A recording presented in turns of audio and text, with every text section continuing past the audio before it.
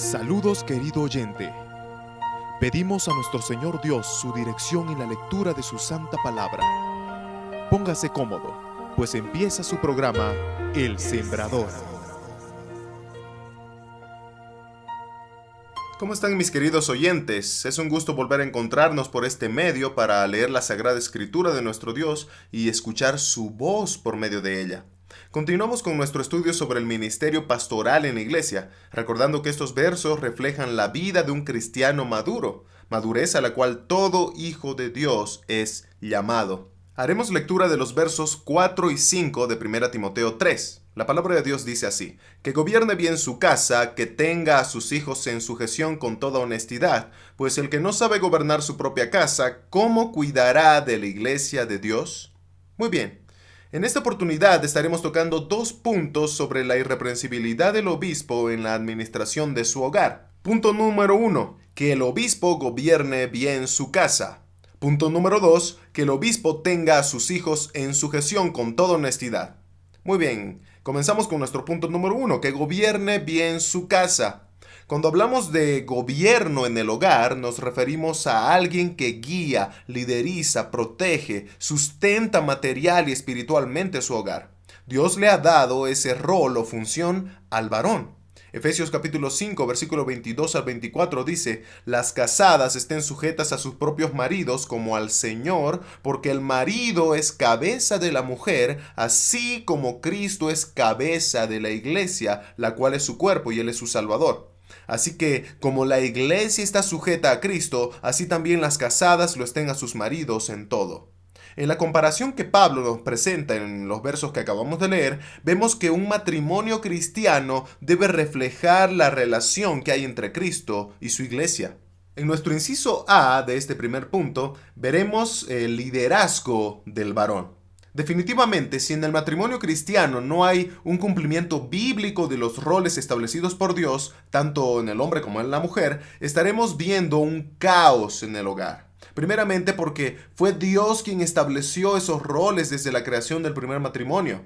Tan claro está ese formato divino que el apóstol Pablo pone a Adán y a Eva como ejemplos universales de los roles del hombre y de la mujer. En 1 Timoteo capítulo 2 versículos 11 al 13 dice: la mujer aprenda en silencio con toda sujeción, porque no permito a la mujer enseñar ni ejercer dominio sobre el hombre, sino estar en silencio. Porque Adán fue formado primero, después Eva. Cabe recalcar que al decir Pablo que la mujer esté en silencio, no se refiere a que la mujer no hable en absoluto, sino a que no enseñe en un contexto congregacional de la iglesia, para así no ejercer dominio o autoridad sobre el varón.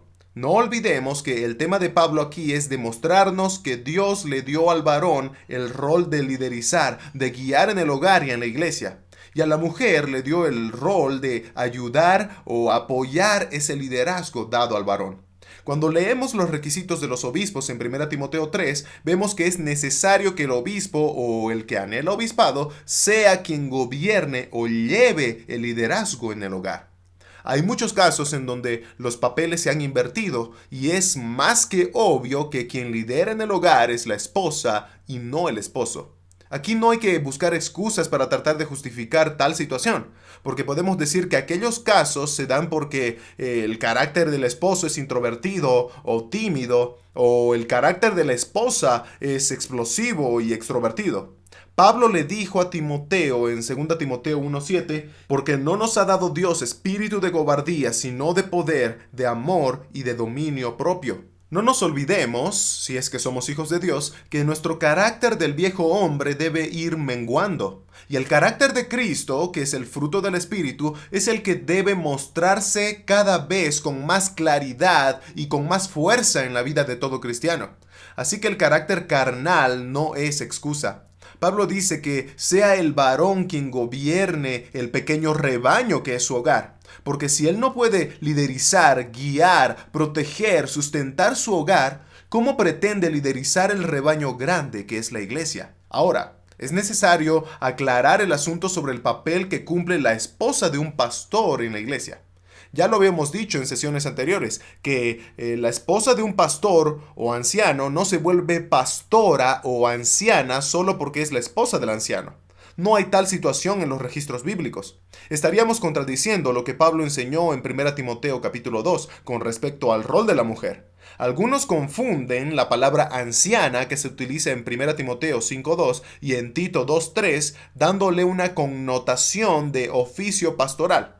Pero la palabra que se utiliza en estos textos, que en el original griego es presbúteros, significa una persona mayor de edad, más propiamente alguien de la tercera edad, entre 60 a 65 años para arriba. Así que no hay ancianas en un contexto de oficio pastoral en la iglesia. La esposa del pastor debe apoyar el ministerio de su esposo, siendo primeramente ella una esposa ejemplar, no levantadora de calumnias y, como dice Tito 2.5, deben ser prudentes, castas, cuidadosas de sus casas, buenas, sujetas a sus maridos, para que la palabra de Dios no sea blasfemada. Aunque ella no ejerce autoridad, la vida de la esposa del obispo refleja y demuestra si éste gobierna bien su hogar o no. Como dijimos en algún otro mensaje, el testimonio de la esposa embellece, adorna el testimonio del marido. O viceversa, el mal testimonio de la esposa puede manchar, destruir el testimonio de su marido. Por eso Pablo ve necesaria la irreprensibilidad del obispo en la administración de su hogar, cumpliendo él su rol de líder, que era nuestro inciso A. Ahora pasamos a nuestro inciso B, un liderazgo sin tiranía. Pablo no solo dice que gobierne su hogar, sino que dice que gobierne bien su hogar. El buen liderazgo no se mide en el hecho de que todos están sometidos y te obedecen sin importar cómo. Pues hay un dicho muy famoso en el mundo que dice: el fin justifica los medios. Algunos pretenden liderizar con mano dura, de una forma tirana y déspota. Total, si así conseguimos sujeción y obediencia, está bien, ¿verdad? Pues no, mi hermano, no está bien. Cristo es nuestro ejemplo de cómo ser cabeza, de cómo ser un líder que se gana el respeto y sujeción de su esposa, que es la iglesia. Él la amó de tal manera que entregó su propia vida por ella para santificarla y que no tenga mancha ni arruga, como dice Efesios 5. Cristo sustenta y cuida a su iglesia, cuida a su esposa. Y la respuesta a ese amor incondicional de Cristo es descrito por Juan en el capítulo 4, versículo 19 de su primer carta, donde dice: nosotros, la iglesia, le amamos a Él, a Cristo, porque Él nos amó primero.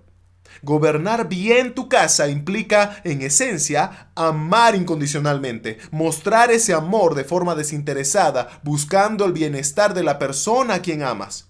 El buen líder no debe ser un tirano, un déspota, porque de la forma en que lidera su hogar, así también pretenderá hacerlo en la iglesia. ¿Queremos evitar que los diótrefes del siglo XXI se adueñen de la iglesia de Cristo y la maltraten?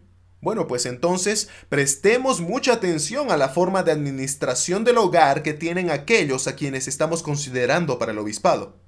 Por eso Pedro le escribe a los ancianos de la iglesia en el capítulo 5 de su primer carta diciendo: apacentad la grey de Dios que está entre vosotros, cuidando de ella, no por fuerza, sino voluntariamente, no por ganancia deshonesta, sino con ánimo pronto, no como teniendo señorío sobre los que están a vuestro cuidado, sino siendo ejemplos de la grey. Así que es necesario que el obispo gobierne bien su casa.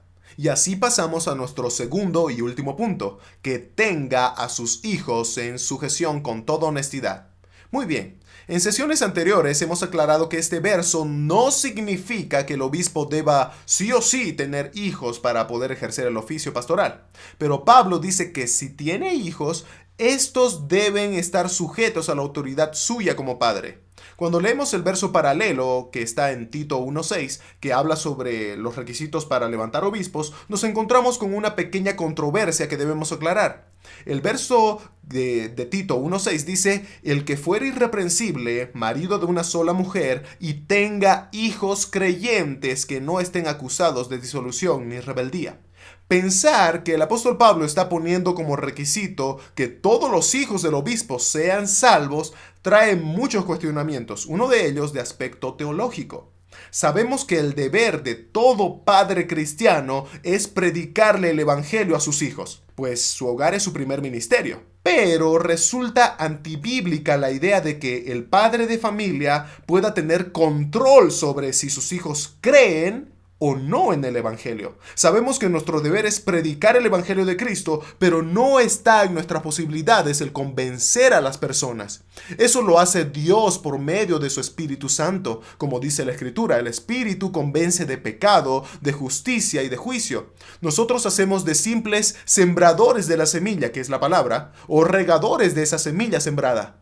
Pero no está en nosotros el misterio de la germinación de la semilla. Eso solo lo hace Dios a su tiempo por su soberanía y misericordia, como dice 1 Corintios 3:7. Así que ni el que planta es algo, ni el que riega, dice Pablo, sino Dios que da el crecimiento. En fin, el padre de familia debe predicarle el evangelio a sus hijos de noche y de día, pero sin dejar de confiar u olvidar que es Dios quien va a obrar a su tiempo con su palabra. Así que Pablo no está poniendo como requisito la conversión de todos los hijos del obispo. Pero entonces, ¿qué quiere decir Tito 1:6 con eso de que tenga hijos creyentes? La palabra que se traduce como creyentes viene del original griego pistos, que deriva asimismo de la palabra griega peizo, que significa obedecer o asentir ante la autoridad. Eso quiere decir que contextualmente Pablo está diciendo que los hijos del obispo deben mostrar sujeción, respeto a la autoridad del padre, aunque estos no sean salvos aún. Esto nos habla de una buena educación en el hogar. Hay que aclarar que todo esto se aplica siempre y cuando los hijos vivan bajo el techo o sustento de sus padres. Pues cuando los hijos salen para hacer sus propias vidas, ellos ya toman sus propias decisiones y se harán responsables ante el Señor de la vida que lleven. Pero el Padre habrá cumplido con instruirles en el camino del Señor por medio de la santa palabra mientras estos estuvieron bajo su techo. Muy bien. El buen gobierno en el hogar se refleja también en los hijos, dice Pablo. Hijos que estén sujetos a la autoridad del Padre, pues éste aplica la disciplina bíblica en el hogar. Efesios capítulo 6, versículo 4 dice, y vosotros padres no provoquéis a ira a vuestros hijos. Eso quiere decir que la disciplina no debe tener el objetivo de lastimar al niño, haciendo que éste guarde rencor por la forma en la que fue tratado. Sino que dice Pablo, criadlos en disciplina y amonestación del Señor. La disciplina del Señor siempre es para restaurar, enseñar a sus hijos a reconocer su pecado y llevarlos al arrepentimiento. Hebreos capítulo 12, versículos 7 al 11 dice, si soportáis la disciplina, Dios os trata como a hijos, porque ¿qué hijo es aquel a quien el Padre no disciplina? Pero si se os deja sin disciplina, de la cual todos han sido participantes, entonces sois bastardos y no hijos. Por otra parte, tuvimos a nuestros padres terrenales que nos disciplinaban y los venerábamos. ¿Por qué no obedeceremos mucho mejor al Padre de los Espíritus y viviremos? Y aquellos ciertamente por pocos días nos disciplinaban como a ellos les parecía, pero para lo que nos es provechoso, para que participemos de su santidad. Es verdad que ninguna disciplina al presente parece ser causa de gozo, sino de tristeza, pero después da fruto apacible de justicia a los que en ella han sido ejercitados. Entonces, la disciplina bíblica, la disciplina de Dios, es una muestra de amor, y nosotros debemos aplicar esa disciplina en nuestro hogar. Ahora, debemos saber que la disciplina bíblica en la iglesia es un mandato de Cristo, el cual es la cabeza de la iglesia. Mateo capítulo 18, versículos 15 al 17 dice, por tanto, si tu hermano peca contra ti, ve y repréndele estando tú y él solos. Si te oyere, has ganado a tu hermano. Mas si no te oyere, toma aún contigo a 1 o 2, para que en boca de 2 o 3 testigos conste toda palabra. Si no los oyere a ellos, dilo a la iglesia, y si no oyere a la iglesia, tenle por gentil y publicano. Por eso Pablo, inspirado por el Espíritu Santo, ve necesario que el obispo gobierne bien su hogar y que tenga a sus hijos en sujeción, porque si no gobierna bien su casa, ¿cómo cuidará de la iglesia de Dios? Gracias a Dios por su santa palabra y porque su misericordia se renueva día a día. Este fue su programa, El Sembrador. Para más información, contáctese por la página de Facebook que lleva por nombre Franco Morón Flores. Será hasta una nueva oportunidad, si el Señor así lo permite. Amén.